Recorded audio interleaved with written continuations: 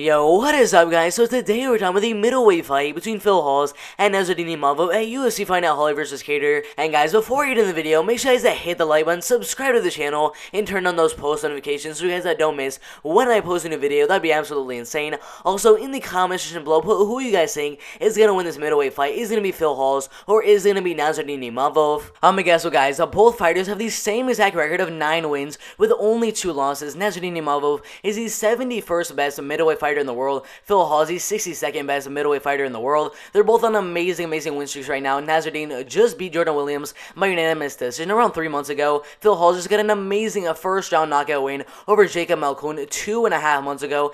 Jacob Malkoun was undefeated at 4-0. Absolutely insane. Nassourdine Imavov is 24, almost 25 years old in around 1 month and a half. Phil Hawes is 32, almost 33 years old. They're not really similar heights or reaches. Nassourdine Imavov is much taller at 6 foot 3 inches tall, and then Phil Hawes is a little bit smaller, 3 inches smaller at 6 foot tall, but he does have the reach advantage as he has a reach of 77.5 inches. Nassourdine has a reach of 75.5 inches, so a little advantage there for Phil Hawes in this fight. And if you look at the betting odds for this fight, Phil Hawes is a pretty big favorite to win this one at -150 as a moderate favorite to win the fight. Nassourdine Imavov is currently the +130 moderate underdog to win the fight. And guys, if you look at the tabloid predictions out for this fight, they are absolutely insane. Out of 980 different votes, 77% of the vote are going for Phil Hawes to win the fight, literally mainly by knockout. Literally everyone on these tabloid predictions are saying Phil Hawes is going to go out there in the first or second round and completely knock out Nassourdine in this fight. Not really anyone is saying that Phil Hawes is going to win the fight by decision, and then literally 0% of the vote are saying that Phil Hawes is going to win the fight by submission.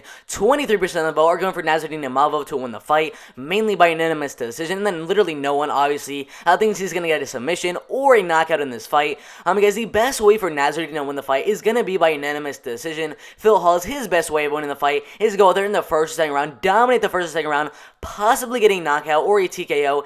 If he doesn't, he just needs to ride out that third round and get the unanimous decision. But in the first or second round, that is where Phil Hawes needs to go out there and try to get the knockout or TKO. That is his main way of winning this fight. And guys, if you look at Phil Hawes at 9-2 as a pro MMA fighter, he's been fighting since 2014. As an amateur, he's been fighting since 2012, where he went on a 4-fight win streak with knockouts in every single one of them. One of those knockouts in 15 seconds into the very first round. That is absolutely insane. And then around 3 months after that last win as an amateur fighter in 2014, he actually became a pro and joined Legacy FC, where he got a second round knockout win over Brian Cheatham in 55 seconds into that second round. Then got 2 more wins over Anthony Pinkard and Brandon Collins, which got him a shot on the Ultimate Fighter 23 in a fight he ended up losing by unanimous decision to Andrew Sanchez. Came out with a first round TKO win over Joshua Key inside a WSOF, but lost his next fight to Luis Taylor by second round guillotine choke submission.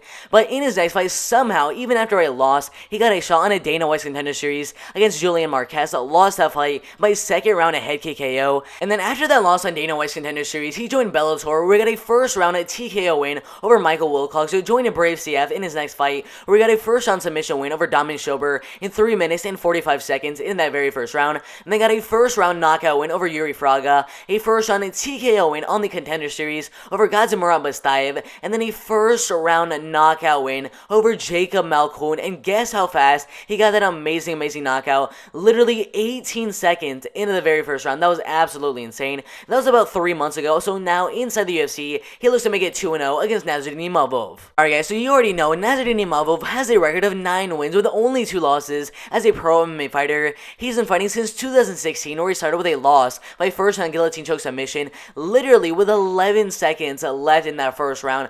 Absolutely insane, but he did come back a couple of months later with a first round rear naked choke submission win over Said Magomed Tachayev, a first round Bravo choke submission, a first round knockout win in 2 minutes and 43 seconds into the very first round over Paul Lawrence. Lost his next fight by unanimous decision. Came back with a first round knockout win in 2 minutes into the very first round over Gary Formosa. And then that win over Gary Formosa was in 2017, so I'm not really sure what must have happened to Nassourdine Imavov. He might have got injured, had some sort of surgery. I mean, who knows what happened, but he did not fight for the next 2 years. And finally, in 2019, he came back with an amazing win streak, beating guys like Gregor Weeble by unanimous decision, getting a first round rear naked choke submission win over Francisco Damontes in 2 minutes and 26 seconds in the very first round. Got a key long submission in the first round over Matus Gulch. Got a first round TKO win over Jonathan Munir. And then finally in 2020, I believe back in October or November, he got his first fight inside the UFC against Jordan Williams, who just got an amazing knockout win over Gregory Rodriguez in his last fight on Dana White's Contender Series.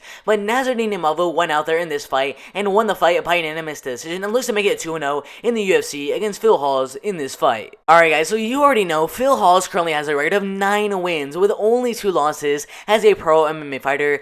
If you look at how he wins and loses his fights, out of his wins, 2 of those wins are coming by submission, and a total of 7 of his wins are coming by either KO or TKO.